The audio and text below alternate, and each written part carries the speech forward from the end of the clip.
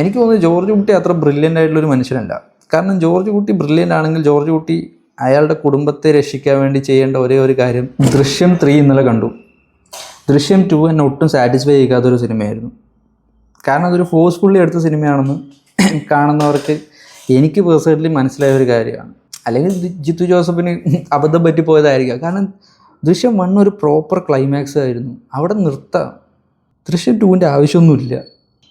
അത് ഭയങ്കര ഈസി ആയിട്ട് എഴുതിയതാണ്. ഓക്കെ, എവിടെയാണ് കഥ നിർത്തിയത്? സ്വാഭാവികമായിട്ടും അയാൾ കുഴിച്ചിട്ടെടുക്കുകയാണ് കഥ നിർത്തിയത്. അപ്പോൾ നമുക്ക് അവിടെ നിന്ന് തുടങ്ങാം. അത് ഒരാൾ കാണട്ടെ, അയാൾക്കൊരു ബാക്ക്ഗ്രൗണ്ട് ഉണ്ടാക്കി കൊടുക്കാം. ശേഷം അത് അയാൾ പോലീസോട് പറയാൻ വേണ്ടിയുള്ള കാരണം എന്താ? അയാൾക്ക് പൈസയുടെ ആവശ്യമുണ്ട്, ഫ്രഷ് കാരണമാണല്ലോ. അതൊന്നും വലിയ ചിന്തിക്കേണ്ട ഒരു കാര്യമില്ല. ഇതിങ്ങനെ ബാക്കിലോട്ട് പോയിക്കൊണ്ടിരുന്നത് അങ്ങനെ എഴുതുക. അങ്ങനെ ഒരു കഥയായിരുന്നു ദൃശ്യം 2. ഈ അസ്ഥികൂടം കണ്ടുപിടിച്ചാൽ അത് കോട്ടയത്തോ ഒരു ഓഫീസിലേക്ക് എത്തിക്കും. അവിടുത്തെ സെക്യൂരിറ്റീനെ കറക്കിയെടുക്കാം. വേറൊരു അസ്ഥികൂടം വേണം. അസ്ഥികൂടങ്ങൾ ഏറ്റവും കൂടുതൽ ഉണ്ടാകുന്ന എവിടെയാണ്? സെമിത്തേരിയിലാണ്. സോ സെമിത്തേരിയിൽ ഒരു കുഴിവെട്ടുകാരുടെ കറക്കിയെടുക്കാം.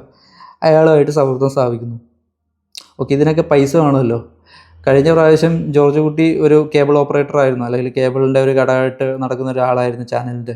ഇപ്രാവശ്യം നമുക്ക് പുള്ളിക്കാരനൊരു തിയേറ്റർ ഉടമയാക്കാം. കാലം കുറേ കഴിഞ്ഞല്ലോ. പിന്നെ ബോട്ടോക്സ് അടിച്ചിട്ടുണ്ട്, അതുകൊണ്ട് താടി വെക്കാം. അങ്ങനെ ഒരു കാര്യം സോൾവ് ചെയ്ത പോലെ, ബോട്ടോക്സ് ഉള്ളതുകൊണ്ട് താടി വെക്കാതെ പറയുന്ന പോലെ ഈസി ആയിട്ടുള്ളൊരു കാര്യമാണ്. പിന്നെ ബോട്ടോക്സ് അടിക്കാൻ വേണ്ടിയിട്ട് മീനൊക്കെ ഏറ്റവും കൂടുതൽ താല്പര്യം എറണാകുളത്ത് വെച്ചായിരുന്നു. പക്ഷേ ജോർജ് കുട്ടി അപ്പോൾ പറഞ്ഞു തൊടുപുഴയിലും ബോട്ടോക്സിൻ്റെ ക്ലിനിക്ക് തുടങ്ങിയിട്ടുണ്ടല്ലോ, അപ്പോൾ നമുക്ക് അവിടുന്ന് അടിക്കാം. അങ്ങനെ ബോട്ടോക്സിൻ്റെ ഒരു ആഡ് കയറ്റാം. അങ്ങനെ എന്തൊക്കെയോ ഒരു പുതുമയായിട്ടൊന്നുമില്ല. എന്താണ് ഈ പുതുമ എന്ന് പറഞ്ഞാൽ ഇതാണ്. കഴിഞ്ഞ പ്രാവശ്യം ഒരു കള്ളനെ കൊണ്ടുവന്നിട്ട് പുതിയൊരു ക്യാരക്ടറിനെ കൊണ്ടുവന്നു ജോർജ് കുട്ടീൻ്റെ പുറകെ, അല്ലെങ്കിൽ ജോർജ് കുട്ടീനെ കൊടുക്കാൻ. ഇപ്രാവശ്യം വേറൊരാളെ കൊണ്ടുവന്നു ജോർജ് കുട്ടീനെ കൊടുക്കാൻ. ഇങ്ങനെയൊക്കെയുള്ള ഓരോ പരിപാടികൾ എനിക്ക് പേഴ്സണലി ഇഷ്ടപ്പെടാത്തൊരു പടമാണ് ദൃശ്യം 2. കാരണം ദൃശ്യം 1 ഒരു പ്രോപ്പർ മാസ്റ്റർ പീസ് ആ സാധനമാണ്. അതിൻ്റെ ക്ലൈമാക്സ് അവിടെ തന്നെ സംഭവിച്ചൊരു കാര്യമാണ്. പിന്നെ വെറുതെ ചുമ്മാ വലിച്ചു കിട്ടാൻ വേണ്ടിയിട്ടൊരു 2 ഉണ്ടാക്കി വെച്ചു. ഹിറ്റായപ്പോൾ 3 ഉണ്ടാക്കി. ഇനി 4 കൂടി വരുന്നത് കേൾക്കുന്നു. എനിക്ക് തോന്നുന്നു ജോർജ് കുട്ടി അത്ര ബ്രില്യൻ്റ് ആയിട്ടുള്ളൊരു മനുഷ്യനല്ല. കാരണം ജോർജ് കുട്ടി ബ്രില്യൻ്റ് ആണെങ്കിൽ ജോർജ് കുട്ടി അയാളുടെ കുടുംബത്തെ രക്ഷിക്കാൻ വേണ്ടി ചെയ്യേണ്ട ഒരേ ഒരു കാര്യം, ജിത്തു ജോസഫ് എവിടെയാണെന്ന് നോക്കുക, അയാളുടെ കയ്യും കാലും അങ്ങ് തല്ലി പിടിക്കുക. ഇതാണ് ജോർജ് കുട്ടി ചെയ്യേണ്ട ഒരേ ഒരു കാര്യം. അത് ചെയ്താൽ ജോർജ് കുട്ടി എന്നേക്കുമായി ഫ്രീ ആയി. ഇല്ലെങ്കിൽ ഇത് പാർട്ട് കൂടിക്കൊണ്ടേയിരിക്കും. ജോർജ് കുട്ടീനെ ആരെങ്കിലും കണ്ടെത്തിക്കൊണ്ടേയിരിക്കും. ജോർജ് കുട്ടി അയ്യെന്ന് ജിത്തു ജോസഫിനെ എഴുതി വെക്കും. ജോർജ് കുട്ടി ഇത് മുന്നേ തന്നെ കണ്ടിരുന്നു, അതുകൊണ്ട് ജോർജ് കുട്ടി രക്ഷപ്പെട്ടു, അതായത് ജിത്തു ജോസഫിനെ എഴുതി വെക്കും.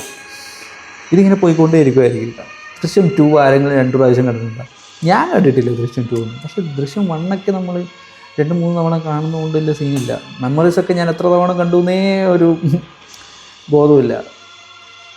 അപ്പോൾ ദൃശ്യം 3 ഒന്നും ഇനി ജീവിതത്തിൽ കാണാനേ പോകുന്നില്ല.